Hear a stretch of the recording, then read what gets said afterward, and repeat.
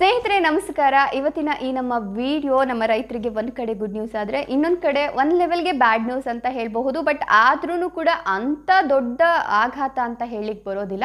But ಇಷ್ಟು ದಿನ ಕಾದಂಥ ರೈತರಿಗೆ ಇದು ಒಂದು ರೀತಿ ಬೇಸರ ತರ್ತಕ್ಕಂಥ ನ್ಯೂಸ್ ಅಂತಲೇ ಹೇಳಬಹುದು. ಯಾಕಂತಂದರೆ ಈಗಾಗಲೇ ಕೇಂದ್ರ ಸರ್ಕಾರದ ಬಜೆಟ್ ಘೋಷಣೆ ಆಗಿದೆ. ಅದರಲ್ಲಿ ರೈತರಿಗೆ ಸಿಗಬೇಕಾದಂತಹ ಗುಡ್ ನ್ಯೂಸ್ ಸಿಕ್ಕಿಲ್ಲ. ಆದರೂ ಕೆಲವೊಂದಷ್ಟು ಒಳ್ಳೆಯ ಸುದ್ದಿಗಳನ್ನು ಕೇಂದ್ರ ಸರ್ಕಾರ ನೀಡಿದೆ.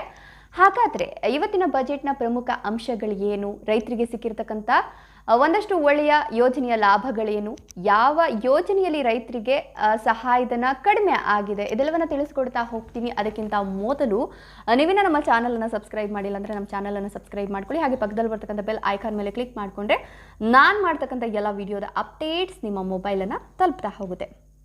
ಸ್ನೇಹಿತರೆ, ನಾನು ಈ ಕಳೆದ ಹಿಂದಿನ ವಿಡಿಯೋಗಳಲ್ಲಿ ನಿಮ್ಗೆ ತಿಳಿಸಿದ್ದೆ, ಇನ್ನೇನು ಕೇಂದ್ರ ಸರ್ಕಾರದ ಕಿಸಾನ್ ಸಮ್ಮಾನ್ ನಿಧಿ ಯೋಜನೆಯ ಅಡಿಯಲ್ಲಿ ರೈತರಿಗೆ 3 ಕಂತಲ್ಲಿ ನೀಡ್ತಿರ್ತಕ್ಕಂಥ ಹಣವನ್ನು 4 ಕಂತಲ್ಲಿ ನೀಡಬೇಕು ಅಂತ ಕೇಂದ್ರ ಸರ್ಕಾರ ತೀರ್ಮಾನ ಮಾಡಿದೆ.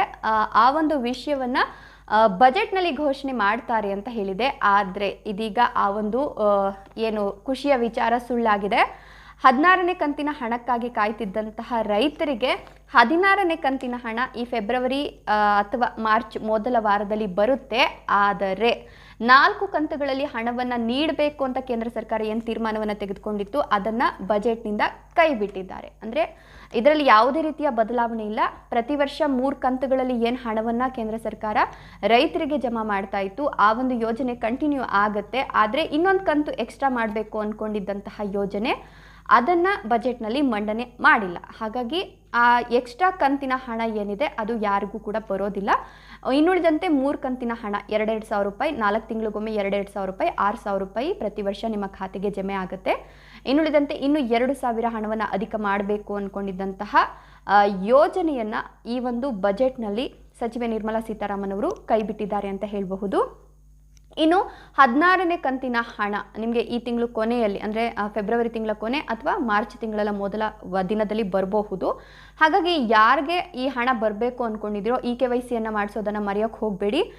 KYC ಮಾಡಿಸಿದ್ರೆ ಮಾತ್ರ ನಿಮಗೆ 16ನೇ ಕಂತಿನ ಹಣ ಪಡೆಯೋಕ್ಕೆ ಸಾಧ್ಯ. ಹೀಗಾಗಿ ಪ್ರತಿಯೊಬ್ಬರೂ ಕೂಡ ಹೋಗ್ಬಿಟ್ಟು KYC ಮಾಡಿಸೋದನ್ನು ಮರಿಬೇಡಿ. ಇನ್ನು ಅದನ್ನು ಹೊರತುಪಡಿಸಿದ್ರೆ ಈ ಒಂದು ಬಜೆಟ್ ರೈತರಿಗೆ ತುಂಬ ಅನುಕೂಲಕಾರಿ ಅಂತ ಹೇಳಬಹುದು. ಯಾಕಂತಂದರೆ ಆಧುನಿಕ ತಂತ್ರಜ್ಞಾನವನ್ನು ನಮ್ಮ ರೈತರು ಅಳವಡಿಸ್ಕೊಳ್ಬೇಕು ಅಂತ ಹೇಳಿಬಿಟ್ಟು ಕೇಂದ್ರ ಸರ್ಕಾರ ಈ ಒಂದು ಬಜೆಟ್ನಲ್ಲಿ ಒಂದಷ್ಟು ಘೋಷಣೆಗಳನ್ನು ಮಾಡಿದೆ. ನ್ಯಾನೋ ಯೂರಿಯಾ ಇದು ಕೆಲವೊಂದು ಕ್ಷೇತ್ರಗಳಲ್ಲಿ ಮಾತ್ರ ಇತ್ತು, ಕೆಲವೊಂದು ವಲಯಗಳಲ್ಲಿ ಮಾತ್ರ ಇತ್ತು. ಆದರೆ ನ್ಯಾನೋ ಯೂರಿಯಾನ ಎಲ್ಲ ವಲಯಗಳಿಗೂ ಕೂಡ ವಿಸ್ತರಣೆ ಮಾಡಬೇಕು ಅಂತ ಇದೀಗ ಬಜೆಟ್ನಲ್ಲಿ ಮಂಡನೆ ಆಗಿದೆ. ಇದರ ಜೊತೆಗೆ ಆತ್ಮನಿರ್ಭರ ಆಯುಷ್ ಶೀಡ್ ಈ ಯೋಜನೆಯನ್ನು ಕೂಡ ಈ ಅಭಿಯಾನವನ್ನು ಕೂಡ ಆರಂಭ ಮಾಡಬೇಕು ಅಂತ ಹೇಳಿಬಿಟ್ಟು ಇದೀಗ ಅದರಲ್ಲೂ ಪ್ರಮುಖವಾಗಿ ಎಣ್ಣೆ ಬೀಜಗಳಿಗೆ ಆತ್ಮನಿರ್ಭರತೆಗೆ ಹೆಚ್ಚು ಒಲವನ್ನು ಕೊಡಬೇಕು ಅಂತ ಹೇಳಿ ಇದೀಗ ಬಜೆಟ್ನಲ್ಲಿ ಮಂಡನೆ ಆಗಿರ್ತಕ್ಕಂಥದ್ದು. ಇದರ ಜೊತೆಗೆ ಹೈನುಗಾರಿಕೆ ಅಂದರೆ ಹಸುಗಳನ್ನು ಯಾರು ಸಾಕ್ತಾ ಇದ್ದಾರೋ, ಹಾಲುಗಳನ್ನು ಹೋಗ್ಬಿಟ್ಟು ಯಾರು ಹಾಕ್ತಿದ್ದಾರೋ ಅವರಿಗೆ ಹಸುವಿನಲ್ಲಿ ಹಾಲಿನ ಉತ್ಪಾದನೆ ಹೆಚ್ಚು ಮಾಡಲಿಕ್ಕೋಸ್ಕರ ಸರ್ಕಾರ ಇನ್ನೊಂದಷ್ಟು ಯೋಜನೆಗಳನ್ನು ಜಾರಿಗೆ ತರೋದಕ್ಕೆ ಮುಂದಾಗಿದೆ. ಅಂದರೆ ಹಸುವಿಗೆ ನೀಡ್ತಕ್ಕಂಥ ಫುಡ್ನಲ್ಲಿ ಕೆಲವೊಂದಷ್ಟು ಬದಲಾವಣೆ ಮಾಡಿಕೊಳ್ಳೋದು, ಫುಡ್ಡನ್ನು ಉಚಿತವಾಗಿ ಅಥವಾ ಒಂದಿಷ್ಟು ಸಬ್ಸಿಡಿ ರೂಪದಲ್ಲಿ ನೀಡುವಂತಹ ಯೋಜನೆಗೂ ಕೂಡ ಇದೀಗ ಕೇಂದ್ರ ಸರ್ಕಾರ ಕೈ ಹಾಕಿದೆ. ಅದರ ಜೊತೆಗೆ ಮೀನುಗಾರರಿಗೂ ಕೂಡ ಮತ್ಸ್ಯ ಸಂಪರ್ಕ ಯೋಜನೆಯ ಅಡಿಯಲ್ಲಿ ಒಂದಷ್ಟು ಲಾಭಗಳನ್ನು ನೀಡಲಿಕ್ಕೆ ಇದೀಗ ಕೇಂದ್ರ ಸರ್ಕಾರ ಚಿಂತನೆಯನ್ನು ಮಾಡಿದ್ದು, ಈ ಒಂದಷ್ಟು ಯೋಜನೆಗಳ ಬಗ್ಗೆ ಇವತ್ತಿನ ಬಜೆಟ್ನಲ್ಲಿ ಹಣಕಾಸು ಸಚಿವೆ ವಿತ್ತ ಸಚಿವೆ ನಿರ್ಮಲಾ ಸೀತಾರಾಮನ್ ಅವರು ಘೋಷಣೆಯನ್ನು ಮಾಡಿದ್ದಾರೆ.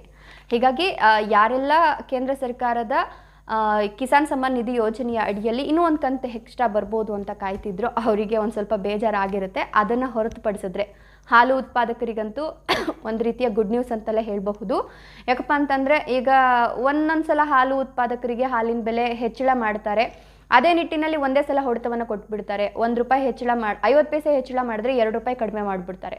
ಸೊ ಇದೆಲ್ಲ ಆಗಬಾರ್ದು ಅನ್ನೋ ನಿಟ್ಟಿನಲ್ಲಿ ಹಸುವಿನಲ್ಲಿ ಹಾಲಿನ ಉತ್ಪಾದನೆಯನ್ನು ಹೆಚ್ಚಳ ಮಾಡೋಕ್ಕೋಸ್ಕರ ಸರ್ಕಾರ ಒಂದಷ್ಟು ಯೋಜನೆಗಳಿಗೆ ಈಗ ಕೈ ಹಾಕಿದೆ. ಅದೆಲ್ಲವೂ ಕೂಡ ಇನ್ನೊಂದಷ್ಟು ದಿನಗಳಲ್ಲಿ ಜಾರಿ ಆಗುತ್ತೆ ಅಂತ ಹೇಳ್ತಾ ಇವತ್ತಿನ ವಿಡಿಯೋವನ್ನು ಮುಗಿಸ್ತಾ ಇದ್ದೀನಿ. ವಿಡಿಯೋ ನೋಡಿದ್ದಕ್ಕಾಗಿ ಧನ್ಯವಾದಗಳು. Thank you.